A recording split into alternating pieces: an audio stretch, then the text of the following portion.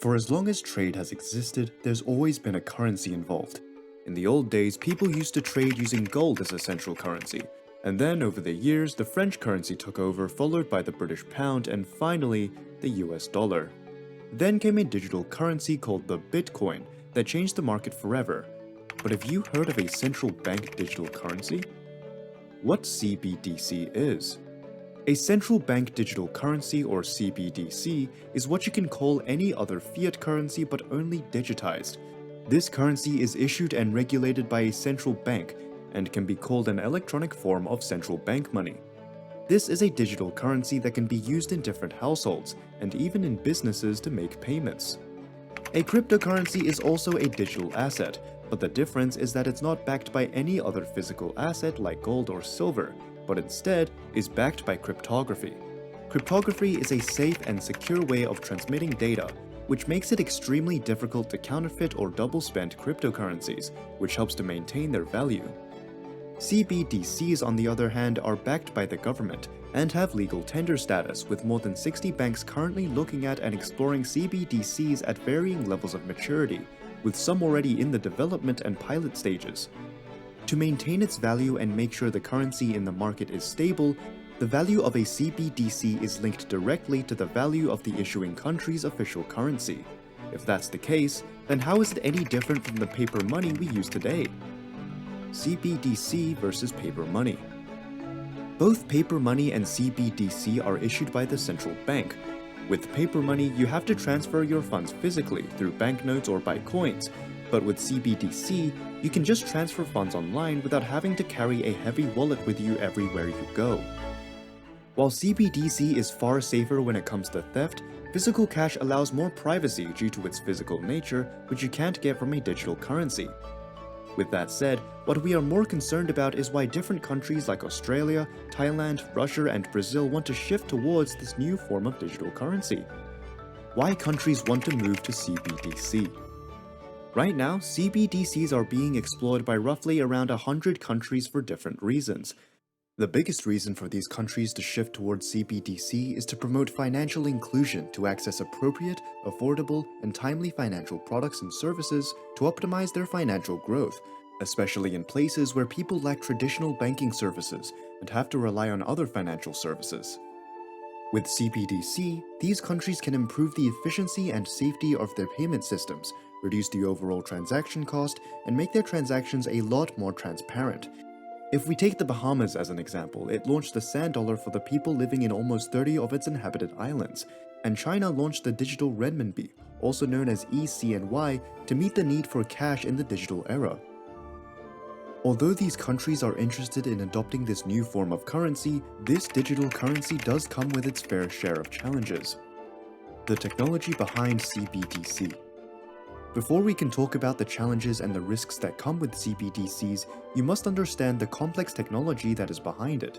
CBDCs rely heavily on a technology called blockchain, which is an example of a distributed ledger. This plays a crucial part in making sure that there are three very important things present when making a transaction: transparency, the ability to be recorded somewhere safe, and most importantly, cannot be changed. This very nature of the blockchain makes sure that the integrity is maximized and the risk of manipulation or fraud is minimized to the max. There's also something called smart contracts, which makes each and every transaction a lot more reliable. If we talk about security, then encryption is an absolute must. With advanced security protocols, you can rest assured that your finances are guarded against potential cyber attacks and after each transaction. In every transaction, there are digital signatures that both parties have to provide for the money to move forward, without having to worry about making transactions in different currencies. The risks and challenges. But even with all these encryptions, this piece of tech is still vulnerable to third-party cyber attacks. It is the fact that these currencies are digital in nature, which makes them so susceptible to being exposed to all sorts of malicious attacks, which raises privacy concerns. And if we talk about privacy, there's an issue there too. You see, when you pay for something using cash, it can't be traced. But that's not the case with digital transactions, which raises the question of surveillance. Since CBDCs are issued by a central bank and controlled by central authorities, some people are concerned that this will give them more power and control over people's money because they don't have the anonymity that cash has. Then there's another important factor when it comes to issues CBDC is facing, and that is there's a digital currency that already exists in the market in the form of crypto. So many people are already using crypto to trade in and to make themselves known. The current state of CBDC. As of now, CBDC is evolving rapidly, with more than 60 central banks worldwide that are continuously working on researching and implementing it. China is one of those countries that has made some notable developments in this kind of technology, with them testing the digital yuan to form a cashless society. But it's not just China we're talking about here. All the major BRICS countries like Russia and Brazil are working on something that looks more like they're adopting CBDCs to make international trade and foreign investments easier. If we move towards the West, the European Central Bank is working on the digital euro, while other Western countries like the US are doing their research on it to modernize the old payment system that has existed for decades up till now. We see that most countries are ahead of implementing CBDCs. Some central banks in Asia, Africa, and even the Caribbean have already taken huge steps and made progress.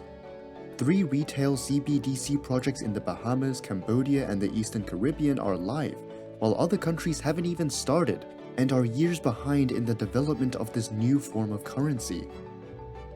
How CBDC will impact the world. CBDCs have the potential to increase financial inclusion by bringing more people into the formal financial system. For those who don't have access to traditional banking services, CBDCs can offer a way to save, spend, and participate in the economy by including those who don't use banks in the broader financial network. Another way CBDC can change the world is by making transactions faster, because with CBDC, we might not need the intermediaries we need right now to make transactions, which will not only make transactions quicker, but will also make them a lot more secure.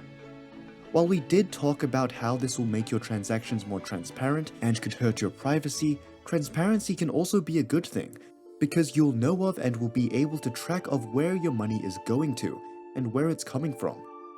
While a central banking digital currency does give governments more control over the amount that's being circulated, it's also important to keep a stable economy so that inflation stays at an all-time low. What are your thoughts on a central bank digital currency? Let us know in the comment section below. If you enjoyed today's video, then make sure to leave us a thumbs up, and do not forget to subscribe to our channel and click on the bell icon to always be updated with the most exciting content as soon as it's uploaded. Thanks for watching. See you again soon in another video.